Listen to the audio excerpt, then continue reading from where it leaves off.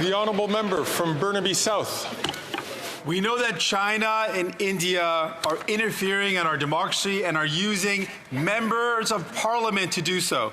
A Canadian is dead because India allegedly sent assassins to murder him in Surrey, BC. Why don't you go visit India, bro? The Conservative leader refuses to condemn India's Modi, and the Prime Minister has failed to protect our democracy. How will this Prime Minister take this matter seriously and hold these foreign governments to account? The Right Honourable Prime Minister. Mr. Speaker, since 2015, we've been the first and only government to introduce significant measures to counter foreign interference. The very creation of the National Security and Intelligence Committee of Parliamentarians, an initiative against which the Conservative Party campaigned and fought bitterly while they were in government, has allowed us to see a lot more and to make sure that all parliamentarians are aware of what the intelligence community is doing to keep Canadians safe. We've moved forward on election protections protocols. We move forward on more tools for our security agencies. We will continue to do everything necessary to protect Canadians. Yeah. L'honorable député de Burnaby. The honourable member for Burnaby South. And the repercussions are serious. We know that both China and India have been actively Oh, look at that, right on time. and using MPs to do so. Yet, the leader of the Conservatives is refusing to condemn India's Modi government. And this Prime Minister has failed to protect our democracy. How will this Prime Minister hold the governments of India and China accountable for their interference?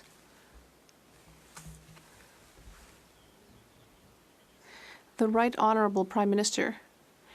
Mr. Speaker, not only are we giving new tools to our security and intelligence agencies, as well as our parliamentarians to fight foreign interference, but also we are standing up strongly against foreign interference by being there for the rule of law and international law. We are standing up against countries that are violating the principles of international law, like Russia, China, and others.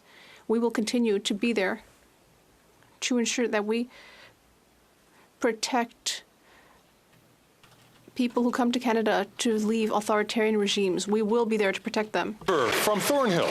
After 9 years, the Prime Minister is not worth the cost or the corruption. The AG's latest report found that the Liberal-created Green Slush Fund has been directing tens of millions of dollars into companies owned by, you guessed it, themselves. Their own civil servants called it outright incompetence, but it's worse than that. $123 million of inappropriate contracts, almost half, shouldn't have been given to those companies at all. It's even worse, $76 million connected to Liberal insiders. Is it incompetence? Is it corruption? Is it both? What the hell is going on over there? The hell is going on over there? The $1 million question. Before I pass the floor to the responsible minister, I'm just going to ask members, please, to be very judicious in the words that they choose in this House, to making sure that it is on the right side of parliamentary and as well as polite. The Honourable Minister for Innovation. Mr. Speaker, I think Canada is saying how much the Conservative will go when we're talking about climate change, Mr. Speaker. We have been very clear, Mr. Speaker. From the moment that we receive allegations, Mr. Speaker, we launched 2 investigations, one by Raymond Chabot, Grant Thornton, and one by the law firm McCarthy Tetro, and now the Auditor General, Mr. Speaker. We have been clear that we wanted to go to the bottom of this. That's what we've done, Mr. Speaker. And not only we have investigated, Mr. Speaker, we agree with the conclusion of the Auditor General. We're going to restore governance, we're going to restore funding to the clean tech in this country, and we're going to restore confidence from Canadians. Good answer. The Honourable Member from Thornhill. How rich do Liberals have to get before they solve climate change? Tens of millions of dollars being directed back into their pockets. The Auditor General made clear that it is that minister who's responsible for the scandal. While millions eat in food banks, young people can't buy a home, families can't take a summer vacation, that minister is giving millions of dollars to his friends under the guise of his climate change ideology. Is he actually joking? When will anyone over there face a single consequence for anything?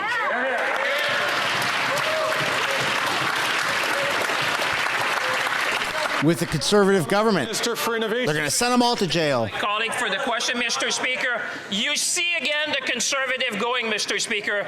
The Auditor General's report was very clear. Parliament decided 20 years ago to have an arms-length organization to manage that, Mr. Speaker. We investigated the allegation. We're proposing now a new governance model, which will be under the rules of the Federal Public Service, so we can have more rules around HR, more rules around funding, Mr. Speaker. We're going to restore confidence.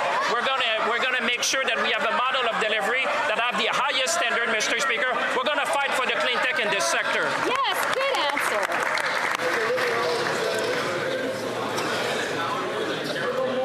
The honourable member from Leeds Grenville, Thousand Islands and Rideau Lakes.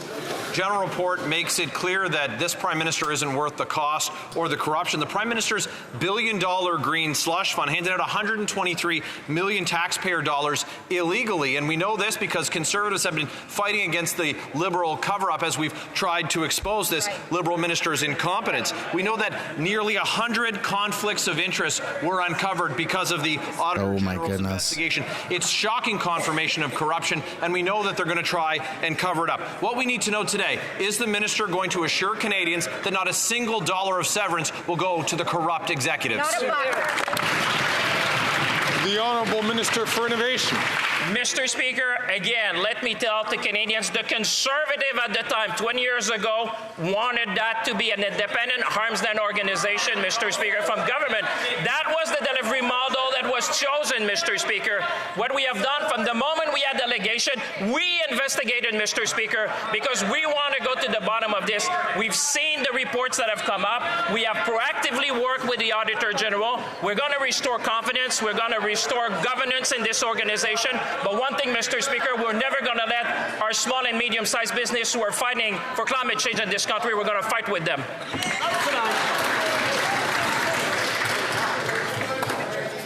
Colleagues, normally this is the kind of energy we'd hear on a Wednesday, but I'm going to ask the honourable member, please, from St. Albert, Edmonton, to please take the microphone when he is recognised by the chair to do so. The honourable member from Leeds Grenville, Thousand Islands and Rideau Lakes. The only fighting that we've seen from these Liberals is fighting for more handouts for Liberal insiders. Liberal insiders lined up to get rich while Canadians line up at food banks. The Auditor General report makes it crystal clear that this Prime Minister and his government aren't worth the cost or the corruption. $76 million given out to projects connected to Liberals' friends. Liberal friends who were appointed to the slush fund by these very Liberals. Oh! Liberals lining the pockets of Liberals. Foreign interference with the stream. 9 years of this corrupt Prime Minister. Will they stop the cover-up and commit to get Canadians every dollar back? The Honourable Minister for Innovation. Mr. Speaker, here we go, the Conservative again, against our small and medium-sized business in this country. We're fighting for climate change, Mr. Speaker. As I've said before, once we receive allegation, we initiated the investigation, Mr. Speaker, because we wanted to go to the bottom of this. The CEO of the organization has resigned. The chair of the board has resigned. We demanded an action plan by management. We welcome the Auditor General report. We're going to restore confidence. We're going to restore governance. But we're going to make sure, Mr. Speaker, we're always going to be there to fight for small and medium-sized businesses in this country. Very good. Yeah, I don't think any single business person would agree that they've been getting help from the Liberal government. Well, Mr. Speaker, after 9 years of this Liberal Prime Minister, he's just not worth the corruption or the cost. Not one, not two, but 3 Auditor General reports. 3 devastating titles. First of all, policies frequently disregarded by federal organizations when awarding professional services contracts. 2, significant lapses in government and stewardship of public funds at Sustainable Development Technology Canada. And finally, Canada's response to cybercrime hindered by government's disconnected approach. Liberal buddies are happy after all of this, but meanwhile, Canadians are fighting to put food on the table. When will the government do something about this? The Honourable Minister of Public Services and Procurement. I'd like to thank my colleague for giving me a chance to once again thank the Auditor General for her important work. Her reports deliver similar conclusions to those we've already seen. and what has already been published by parliamentary committees, and given what we've already heard, we have taken strong action over the past year to make changes when it comes to granting contracts, for example, to businesses like McKinsey, the honourable member. And what's the result of all this hard work? Well, the Liberal Green Fund has put a lot of money into Liberal friends' pockets. The Auditor General told us this morning that the Liberal Green Fund sent $59 million to ineligible projects. That's right under the eye of the Minister of Industry, and just like usual, the Minister did nothing. But we know the Minister was aware. Will the Minister ask his friends to reimburse Canadians for their ill-gotten gains? The Honourable Minister of Innovation. Mr. Speaker, the Conservatives seem to be waking up. I guess it's this nice weather. As I said in English, when we heard allegations, we immediately launched investigations while they were slumbering.